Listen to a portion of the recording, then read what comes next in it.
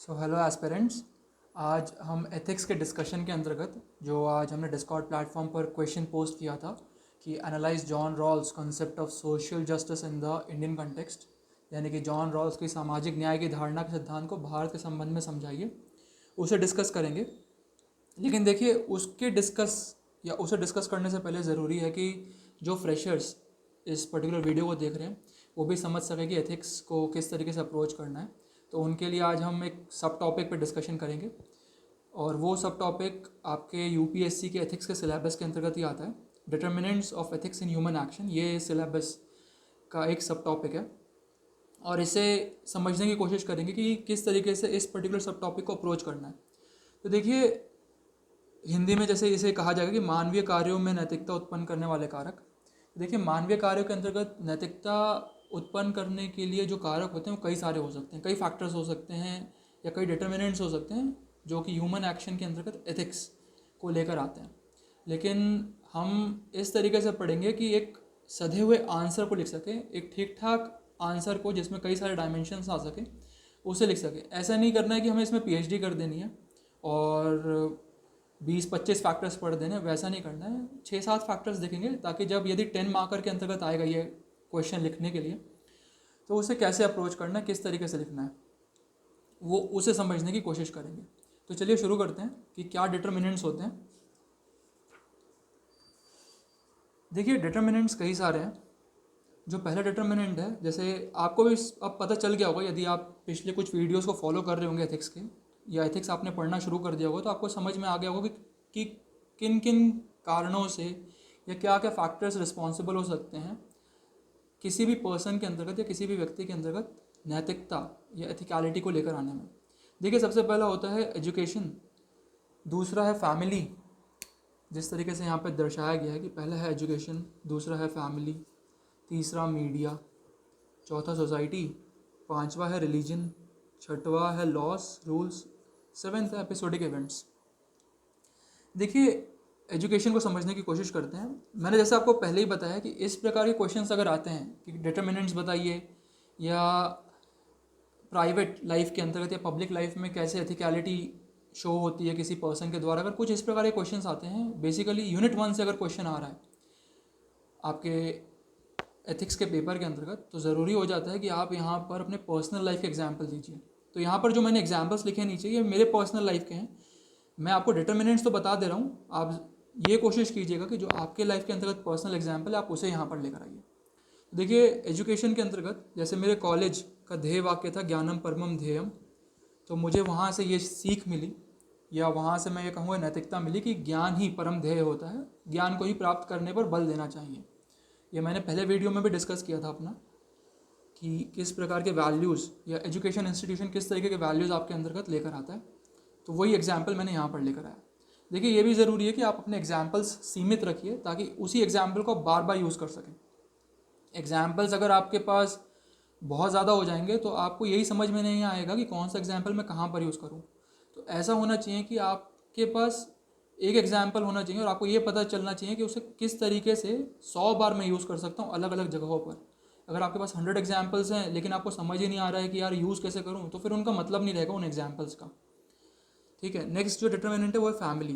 अब देखिए, यहाँ पर मैं पुनः अपने निजी जीवन से एक उदाहरण देता हूँ कि मेरे फैमिली में क्या होता है कि जैसे जो रात में जो भोजन बच जाता है उसे फ्रिज में स्टोर कर दिया जाता है और अगले दिन पुनः उसका इस्तेमाल किया जाता है। तो ऐसे में यहाँ पर जो ध्येय है वो है कि भोजन या जो अन्न है उसके वेस्टेज को नहीं करना है या उसका वेस्टेज नहीं करना है, अन्न को बचाए रखना है। तो ये यहाँ पर एक मूल्य मिलता है, ये डिटर्मिनेंट है जो कि मेरे अंतर्गत मेरे फैमिली ने इनकलकेट किया।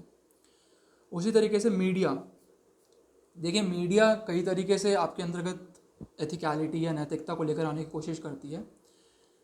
सोशल मीडिया हो सकता है, आप जो दैनिक जीवन के अंतर्गत न्यूज़ चैनल्स देखते हैं उससे भी एथिकलिटी या नैतिकता आपके अंतर्गत आ सकती है, या जब आप थिएटर्स में जाते हैं तो वहाँ से भी आप कुछ ना कुछ नैतिक मूल्य सीख सकते हैं। तो जैसे मैं यहाँ पर उदाहरण दे रहा हूँ मुकेश का। मुकेश, यदि आप थिएटर्स में गए होंगे आपने वहाँ पर ज़रूर देखा होगा, ये टीवी प्रोग्राम्स के अंतर्गत जो एडवर्टाइजमेंट होते हैं उसमें भी कई बार ये वाला ऐड आता है जहाँ पर एक व्यक्ति को दिखाया जाता है कि वो धूम्रपान करता है और खांसता रहता है। उस ऐड का नाम मुकेश है। जिस व्यक्ति ने उसमें मुख्य किरदार निभाया है उसे मुकेश के रूप में जाना जाता है। तो वो एडवर्टाइजमेंट से ये सीखने के लिए मिलता है कि भैया धूम्रपान नहीं करना है, कुछ भी हो जाए।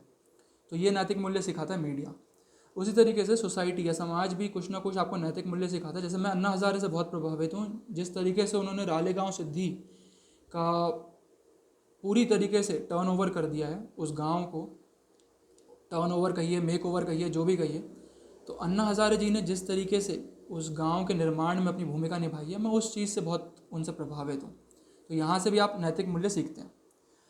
रिलीजन से भी कुछ ना कुछ मूल्य सीखने ही मिलते हैं। जैसे गीता के अंतर्गत ही कई मूल्य हैं।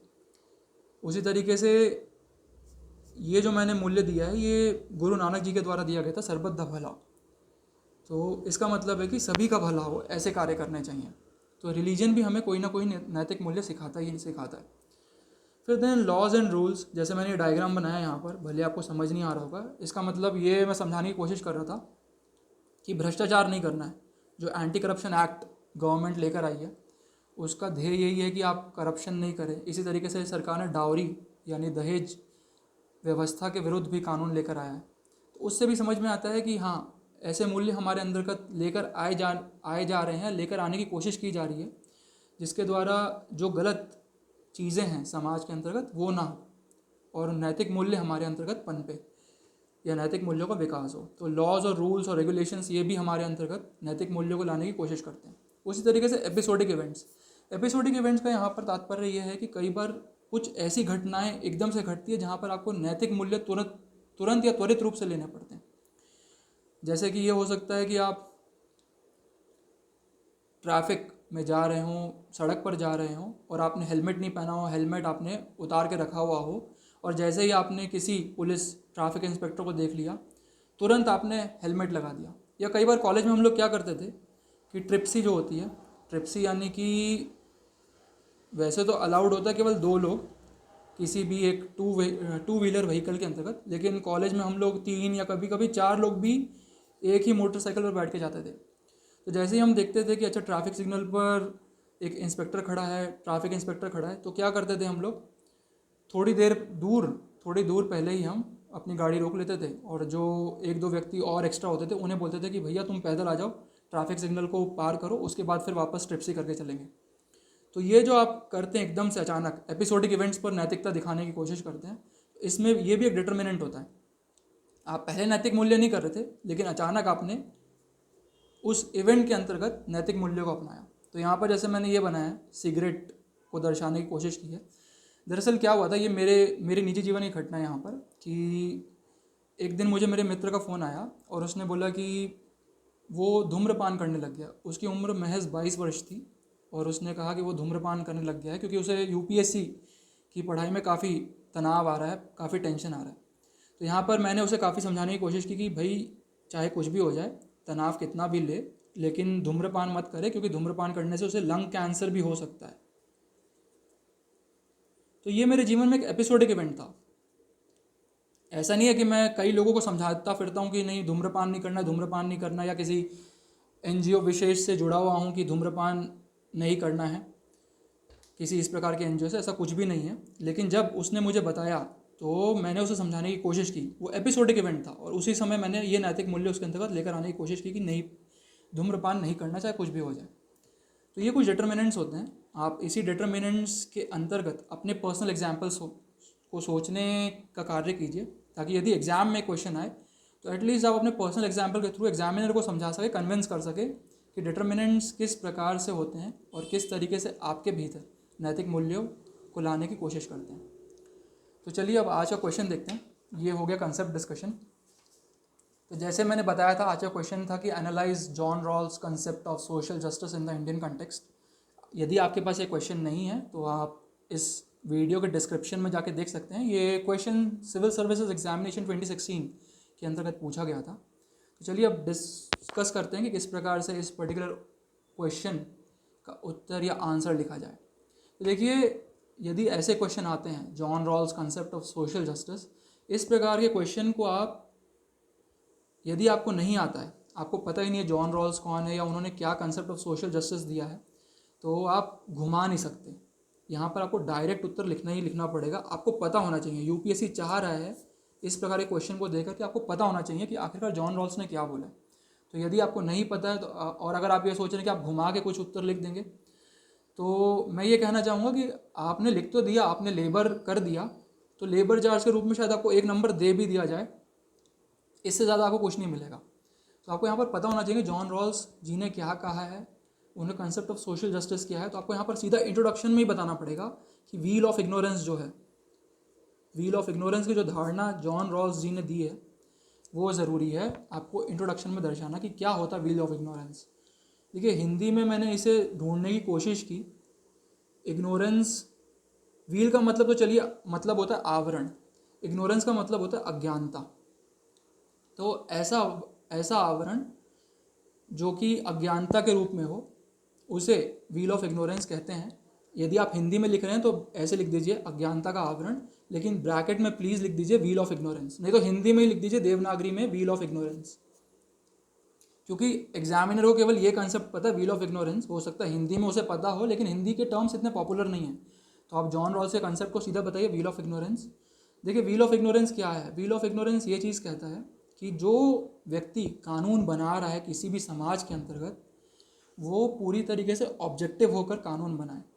ऑब्जेक्टिव किस तरीके से होकर बनाए, उदाहरण के रूप में यदि व्हील ऑफ इग्नोरेंस नहीं होगा तो जो अमीर व्यक्ति होगा वो क्या करेगा कि वो अपने लिए या अपने वर्ग के लिए तो बेहतर कानून बनाएगा, लेकिन जो कमज़ोर वर्ग है, समाज का कमज़ोर वर्ग है, गरीब वर्ग है, उसके लिए बहुत ही कठिन या कठोर कानून बना सकता है। उसी तरीके से जब यदि आप किसी कमज़ोर व्यक्ति या गरीब वर्ग के व्यक्ति से ये बोलेंगे कि आप कानून बनाओ, तो हो सकता है वो अपने वर्ग के लिए तो अच्छा कानून बना दे, गरीब वर्गों के लिए ठीक ठाक कानून बना दे, लेकिन अमीर वर्गों के लिए फिर वो करे कि बहुत ही कठिन या कठोर कानून बनाए। तो ऐसा नहीं होना है। आपको इस तरीके से कानून का निर्माण करना है, नियमों का निर्माण करना है समाज में कि ऑब्जेक्टिव रहे, पूरी तरीके से वस्तुनिष्ठ हो। नियम कानून जो भी हो, डिसीजंस आपके निर्णय जो भी हों, वो पूरी तरीके से वस्तुनिष्ठ होने चाहिए। वही धारणा है व्हील ऑफ इग्नोरेंस की, ये जॉन रॉल्स जी ने दी है। इसी से जॉन रॉल्स जी ने कहा था कि सामाजिक न्याय किसी भी समाज के अंतर्गत आएगा। तो प्रश्न में सीधा पूछा था कि जॉन रॉल्स के कंसेप्ट को बताइए भारतीय परिवेश के अंतर्गत। तो देखिए आपको बताना, आपको कई डायमेंशंस लेने पड़ेंगे। पहले तो आपको इंट्रोडक्शन में सीधा व्हील ऑफ इग्नोरेंस बताना पड़ेगा, उसके बाद कई डायमेंशंस लीजिए जैसे सोसाइटी, एनवायरनमेंट, इकोनॉमी, पॉलिटी, ऐसे कुछ और 2-3 अन्य डायमेंशंस भी लीजिए और बताइए कि किस तरीके से सरकार जॉन रॉल्स के कंसेप्ट को लेकर आने की कोशिश कर रही है। उदाहरण के तौर पर सोसाइटी के अंतर्गत आप दर्शा सकते हैं कि पहल जो योजना है सरकार की महिलाओं के सशक्तिकरण के लिए, वो इसी सोशल जस्टिस की धारणा से जुड़ते हुए नजर आती है। उसी तरीके से आप बताइए एनवायरनमेंट के अंतर्गत प्रोजेक्ट टाइगर है, इकोनॉमी में जो मुद्रा योजना सरकार चला रही है, इसी तरीके से पॉलिटी के अंतर्गत अफर्मेटिव एक्शन जो है, यानी कि रिजर्वेशंस जो हैं, रिजर्वेशन टर्म का यूज़ मत कीजिएगा, अफर्मेटिव एक्शन का यूज़ कीजिए। क्योंकि यदि आप रिजर्वेशन का टर्म का यूज़ करेंगे तो वो ऐसा लगता है कि जैसे अभी अभी आपने जस्ट अपने एग्जामिनेशन की तैयारी शुरू की है। अफर्मेटिव एक्शन जैसे टर्म्स आप यूज़ करेंगे तो एग्जामिनर को लगेगा कि नहीं, काफ़ी सीरियस एस्पिरेंट है। और केवल ये चीज़ें दर्शा नहीं देनी है यहाँ पर कि हाँ ठीक है, ये एग्जाम्पल मैंने शो कर दिया, इसे कनेक्ट कीजिए एथिकल वैल्यूज़ के साथ, मॉरल वैल्यूज़ के साथ, ताकि वो मॉरल वैल्यूज़ आपके एग्ज़ाम पेपर में सामने नज़र आए। जैसे यदि आप बता रहे हैं कि मुद्रा हो रही है, मुद्रा योजना सरकार लेकर आ रही है, तो बताइए किस तरीके से वल्नरेबल सेक्शन का उत्थान हो रहा है, जो समाज के कमज़ोर वर्ग है उनका उत्थान हो रहा है, और इससे कौन सी वैल्यू समाज में लागू होते हुए नज़र आती है। अब बताइए कि एम्पैथी वैल्यू लागू होते हुए नज़र आती है, समानुभूति। जब प्रोजेक्ट टाइगर सरकार लेकर आ रही है तो एनवायरमेंटल एथिकलिटी लागू हो रही है। तो ये आपको ना ऐसे वर्ड्स यूज़ करने पड़ेंगे अपने एग्जामिनेशन पेपर के अंतर्गत, ताकि एग्जामिनर को समझ में आ सके कि नहीं, व्यक्ति को या जो एस्पिरेंट है उसे पता है कि कौन सी वैल्यूज़ कहाँ पर लागू हो रही है। आपने केवल ये दिखा दिया कि हाँ सोसाइटी में पहल है, एनवायरनमेंट के अंतर्गत प्रोजेक्ट टाइगर लग रहा है, इकोनॉमी में ये चल रहा है, मुद्रा योजना चल रही है। एग्जामिनर समझ नहीं पाएगा, उसे लगेगा कि आपने जीएस का आंसर लिख दिया है। आपको दर्शाना आपने जीएस का आंसर नहीं लिखा, आपने एथिक्स का आंसर लिखा। और एथिक्स का आंसर कैसे शो होगा, जब आप ऐसे टर्म्स यूज़ करेंगे कि एम्पैथी, एनवायरमेंटल एथिकलिटी है, पहल के अंतर्गत आप बताएंगे कि नहीं यहाँ पर भी सोशल जस्टिस या महिलाओं के प्रति सरकार की जो सिंपैथी या कंपैशन है वो लागू हो रहा है। ऐसे वर्ड्स यूज़ कीजिए। उसके पश्चात कंक्लूजन से जस्ट पहले 1 या 2 लाइन में आप बताइए नेगेटिव एंगल। यदि जॉन रॉल्स का कंसेप्ट नहीं लागू होगा किसी भी समाज में तो क्या होगा, और वहाँ पर आप एक उदाहरण दे दीजिए, जैसे सीरिया का उदाहरण दे दीजिए या अफ़गानिस्तान का उदाहरण दे दीजिए। ठीक है, ये केवल 1 या 2 लाइन में लिखना है, इसके लिए ऐसा नहीं कि आपने 5-6 लाइन लगा दी, ऐसा बिल्कुल नहीं करना, केवल 1-2 लाइन्स में, ताकि एग्जामिनर को पता चले कि आपने हॉलिस्टिक आंसर दिया है इस क्वेश्चन का। और उसके पश्चात आपको निष्कर्ष दे देना है कि किस तरीके से यदि जॉन रॉल्स का कंसेप्ट लागू होगा, सोशल जस्टिस की अवधारणा लागू होगी, तो समाज प्रगतिशील और जो बोलते हैं प्रोग्रेसिव एंड प्रॉस्पैरिटी वो आएगी। तो अब मैं आशा करता हूँ आपको ठीक ठाक तरीके से आंसर समझ में आया होगा कि कैसे लिखना है। कोई भी डाउट्स होंगे तो प्लीज़ आप डिस्कॉर्ड प्लेटफॉर्म पर रेज़ कर दीजिएगा। बहुत बहुत धन्यवाद।